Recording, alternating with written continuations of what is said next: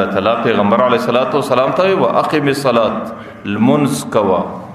د المانزه اهتمام کوا د المانزه عبادت کوا ځکه المانزه کې دا برکت ده ان الصلاۃ تنها عن الفحشاء الله تعالی د المانزه په ذریعہ باندې سړی د بیکار اعمال سره ګرځي ډیر زله بعضی ملګری نوجوانان سو کې د واتس اپ زمانہ ده هغه کله مولوی صاحب په دې ګناه باندې اختیم ته یو دعا را وشه کله مولوی صاحب په دې ګناه باندې اختیم ته یو طریقه را وشه ته یو ذکر را وشه نو زوایم چې د ګناه پرې شولو د ټولو څخه بهترینه طریقه د ګناه څخه دراګرځېدلو د ټولو څخه بهترین ذکر هغه دا دی چې سړی لمونځ په اهتمام باندې وکړي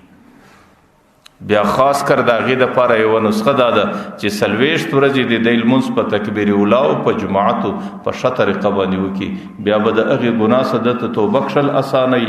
بیا به د هغې ګناه څخه دته راګرځېدل اسانوي بیا به د هغې ګناه څخه الله تعالی دته د توبې کښلو او د راګرځېدلو توفیق ورنصیب کوي ځکه لمونځ هغه عمل دی چې الله تعالی خپله پیغمبر علیه الصلاۃ والسلام ته ان الصلاة تنهى عن الفحشاء لمونځ سړی د ګناه سره ګرځوي حضرت ابواليسر رضی الله عنه یو صحابي دی غالبا د ترمذي شریف روایت دی د خپل حال ذکر کوي خپل واقعه ذکر کوي وای مدینه منوره کې زما د خورماو د کجورو خرڅولو دکانداري وه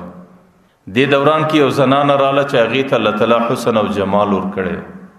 او د انسان سره شیطان ملګری دی ان شیطان یجری من الانسان مجرى الدم د انسان په وینو کې روان دی او چې کله شیطان خپل زور واخی د انسان په بدن کې دا وینه جوش واخی در هغې وخته پورې دا وینه آرامیږي نه چې در څو پورې سړی په ګناه اخته کړی نه چې هغه زنانه راښکاره سوه دکاندارۍ ته راله هغې ته الله تعالی حسن ورکړی دی لیکن ساده سیده زنانه ده د هر قسمه ګناه صفاکه زنانه ده او ګناه ته بالکل فکر نسته او د ګناه څخه غافله زنانه ده والمحسنات الغافلات او د زنانې غفلت دا د زنانې حسن دی چې هغې د دې خبرو څه نه خبره وي چې کله هغه زنانه راله زما په بدن کې شیطان حرکت وکړي نو زما هغه زنانې ته اراده بدله سوله او ما هغې زنانې ته ویل چې ته د خرماو لیدل کې د خرماو رانیول کې دکان ته دننه راسدل ته نور انواع نور اقسام د خرما پراته دي دا مو ګوره هغه زنانه زما په مکر باندې پوه نه وه هغې زما د شیطان په دوکه باندې پوه نه وه هغې دې دکان ته راننوتله چې کله دکان ته راننوتله پر ما باندې شیطان او شهوت غالب ما په حرامه طریقه د هغې زنانې پر مخ باندې مچه ورکړه لیکن چونکه صحابی دی او د پیغمبر علیه الصلاۃ والسلام صحبت یافته خلک صحابه او چې به ګناه وکړه بلکې عام مؤمن چې ګناه وکړي د هغې باندې بیا هغه ګناه ډېره بوجي پیغمبر علیه الصلاۃ والسلام وایي مؤمن چې ګناه وکړي د هغې پر بدن باندې پر سر باندې داسې بوج پروت دي لکه د یو چا پر سر چې د احد غر پروت دي چې در څو پورې د هغه ګناه څخه توبه نه یې چې در څو پورې هغه ګناه د خپلې عملنامې څخه لرې کړې نه در هغه وخت دته آرام نه ورکول کېږي ورته منافق چې بیا کله ګناه وکړي هغې ته دومره تکلیف ورکوي لکه د سړي پر پزه چې مچ کښي بس چې ماز د لاس دی کې مچ والوتوي بس د ګناه هغه پریشاني ختمه شوه چونکې هغه خو د پیغمبر علیه الصلاۃ والسلام صحابي دی او د هغې څخه ګناه وسوله او د هغې بهترین معالج او د بهترین مشیر چې دی به مشوره ورسره کوله هغه ذات با برکات د پیغمبر علیه الصلاۃ والسلام او صحابه اوس چې به کله ګناه وسوله قرآن کریم د هغې کیفیت بیانوي وضاقت علیهم الارض بما رحبت د ګناه په خاطر به بیا پر هغې باندې مځکه تنګه سوله بیا به هغې نه په مځکه پوهېدی نه به په کور پوهېدی هغې به نه په دکانداري پوهېدی نه به په کار و تجارت پوهېدی بیا به د ګناه پریشانی او د ګناه غم داسې پر سر اخیستی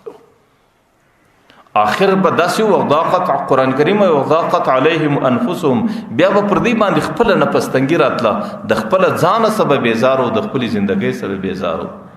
چې در څو پورې به د ګناه څه توبه نه وکړلې در هغه وخته پورې بیا د ده په زندګي کې آرام نه راتلی نو حضرت ابواليسر رضی الله عنه وایي زما څه چې کله ګناه وسوله د هغې ګناه په خاطر زه ډېر بېتابه سوم او چې کله ډېر ناقرار او ډېر بېتابه سوم د قرار ځای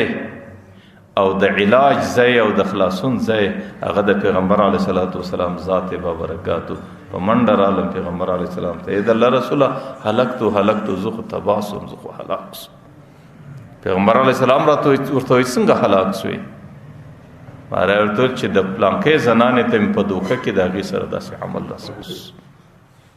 پیغمبر علیه السلام چې کله پوښتنه وسوله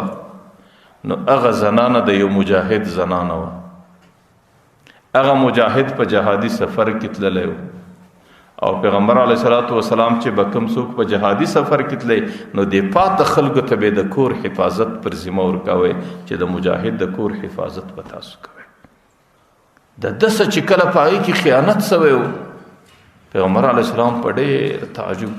ورته اخلفت غازیا فی سبیل الله فی اهله بمثل هذا؟ ایا یو سړی د الله په لار کې د دین د بلندۍ دپاره تللی دی د هغې په اهلو په کورنۍ کې تا دا شکل خیانت وکړي؟ حضرت ابواليسر وایي پر ما باندې د پیغمبر علیه السلام خبره دونه درنه سوه مال کاش د دې څه مخکې ما اسلام نه وای راوړی. اسلام مې د دې څه وروسته راوړی وای ځکه د اسلام راوړلو په خاطر ټولې ګناوې ختمیږي. او زه پر دې باندې بیریدم چې اوس د اسمانه څخه حضرت جبرائیل علیه السلام زما رسوایي را نه وړي او زما رسوایي به تر قیامته پورې په قرآن کې بیا. او زه په پیغمبر علیه السلام ته چې ما کتل د پیغمبر علیه السلام چې څومره پریشانی وه زه پر دې باندې بیریدم چې اوس د اسمانه څخه پر ما باندې د ډبرو باران راشو ورسي. چې کله پیغمبر علیه السلام سر زړولی دی زه د هغې مخ ته ورته ناست یم او زما د سترګو څه اوښکې بهیږي او پیغمبر علیه السلام په ډېر سخت کیفیت کې دی. د پیغمبر علیه السلام باندې دستي د اسمانه څه وحی را روانه شو. چې کله وحی راغلی د هغې څه وروسته پیغمبر علیه السلام د وحی کیفیت ختم سو. پیغمبر علیه السلام سر راپورته کوي مری ماته دا آیات تلاوت کوي اقم الصلاة طرفی النهار وزلفا من الليل ان الحسنات یذهبن السیئات. اور سړی لمونځ په اهتمام باندې شروع کړه. سهار و ماښام لمونځ په اقامت په جماعت په تکبیر اولا کوه او د لمانځه ښه اهتمام کوه. وزلفا من الليل د شپې هم د لمانځه عادت جوړ کړئ. ولې؟ ځکه لمونځ دا حسنه ده. ان الحسنات یذهبن السیئات. چې کوم سړی په نیکو اعمالو کې راسي هغې الله تعالی د دې بدو اعمالو کفاره جوړوي. د هغې په ذریعه الله تعالی د بدو اعمالو څخه سړی خلاصوي. حضرت ابواليسر وایي چې کله پیغمبر علیه السلام دا آیات تلاوت کوي په مجلس کې چې څومره صحابه ناست دي هغه ټول راوغورځېدل.